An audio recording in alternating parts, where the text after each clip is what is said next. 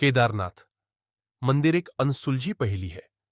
केदारनाथ मंदिर का निर्माण किसने करवाया था, इसके बारे में बहुत कुछ कहा जाता है, पांडवों से लेकर आदि शंकराचार्य तक।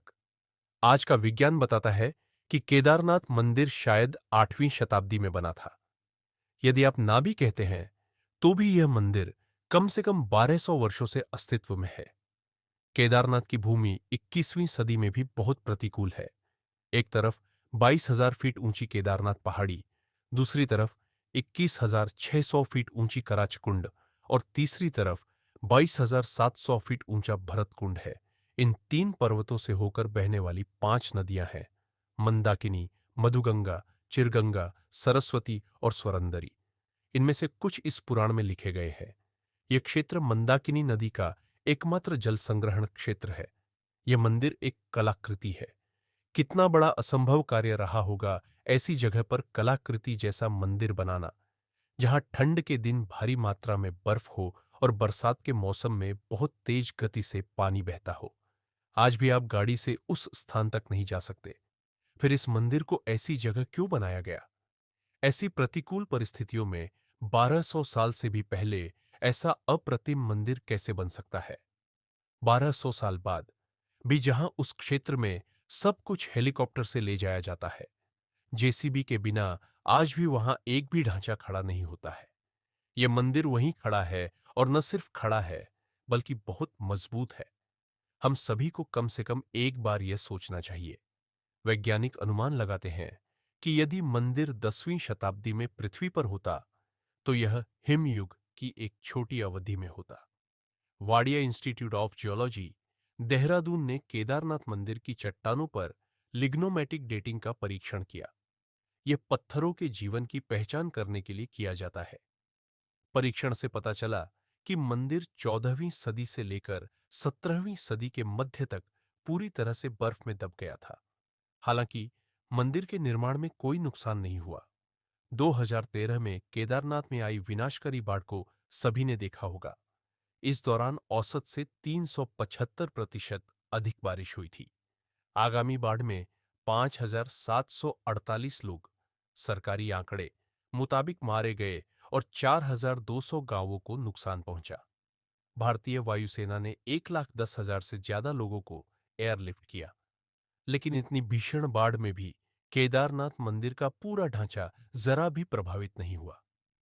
भारतीय पुरातत्व सोसाइटी के मुताबिक बाढ़ के बाद भी मंदिर के पूरे ढांचे के ऑडिट में 99% मंदिर पूरी तरह सुरक्षित है। आज 2013 की बाढ़ और इसकी वर्तमान स्थिति के दौरान निर्माण को कितना नुकसान हुआ था, इसका अध्ययन करने के लिए आईआईटी मद्रास ने मंदिर पर एनडीटी परीक्षण किया। साथ ही कहा कि मंदिर पूरी तरह से सुरक्षित और मजबूत है। यदि मंदिर दो अलग-अलग संस्थानों द्वारा आयोजित एक बहुत ही वैज्ञानिक परीक्षण में उत्तीर्ण नहीं होता है, तो आज के समीक्षक आपको सबसे अच्छा क्या कहता? मंदिर के अक्षुण्ण खड़े रहने के पीछे की वजह, जिस दिशा में इस मंदिर का निर्माण किया गया है, व जिस स्थान का चयन किया गया है, यही प्रमुख कारण है। दूसरी बात यह है कि इसमें इस्तेमाल किया गया पत्थर बहुत सख्त और टिकाऊ होता है। खास बात यह है कि इस मंदिर के निर्माण के लिए इस्तेमाल किया गया पत्थर वहां उपलब्ध नहीं है, तो जरा सोचिए कि उस पत्थर को वहां कैसे ले जाया जा सकता था। उस समय इतने बड़े पत्थर को ढोने के लिए इतने उपकरण भी उपलब्ध नहीं थे। इस पत्थर की विशेषता यह है कि 400 साल तक बर्फ के नीचे रहने के बाद भी इसके गुणों में कोई अंतर नहीं है। आज विज्ञान कहता है कि मंदिर के निर्माण में जिस पत्थर और संरचना का इस्तेमाल किया गया है तथा जिस दिशा में बना है, उसी की वजह से यह मंदिर इस बाढ़ में बच पाया। केदारनाथ मंदिर उत्तर दक्षिण के रूप में बनाया गया है, जबकि भारत में लगभग सभी मंदिर पूर्व पश्चिम है। विशेषज्ञों के अनुसार यदि मंदिर पूर्व पश्चिम होता तो पहले ही नष्ट हो चुका होता, या कम से कम 2013 की बाढ़ में तबाह हो जाता। लेकिन इस दिशा की वजह से केदारनाथ मंदिर बच गया है। इसलिए मंदिर ने प्रकृति के चक्र में ही अपनी ताकत बनाए रखी है। मंदिर के इन मजबूत पत्थरों को बिना किसी सीमेंट के एशलर तरीके से एक साथ चिपका दिया गया है। इसलिए पत्थर के जोड़ पर तापमान परिवर्तन के किसी भी प्रभाव के बिना मंदिर की ताकत अभेद्य है। टाइटैनिक के डूबने के बाद पश्चिमी लोगों ने महसूस किया कि कैसे एनडीटी परीक्षण और तापमान ज्वार को मोड़ सकते हैं।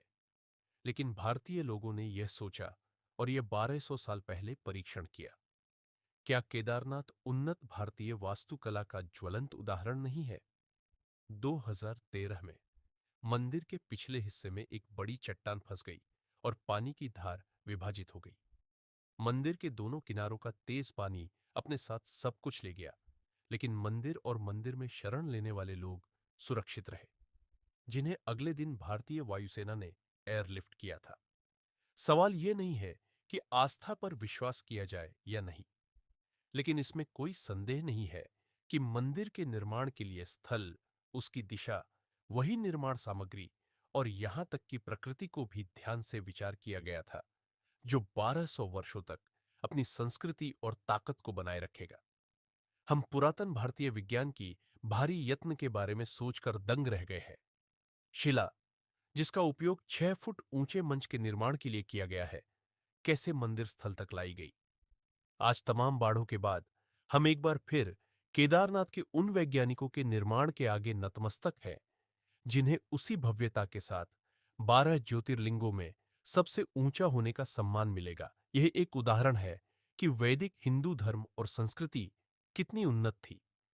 चैनल जरूर सब्सक्राइब करें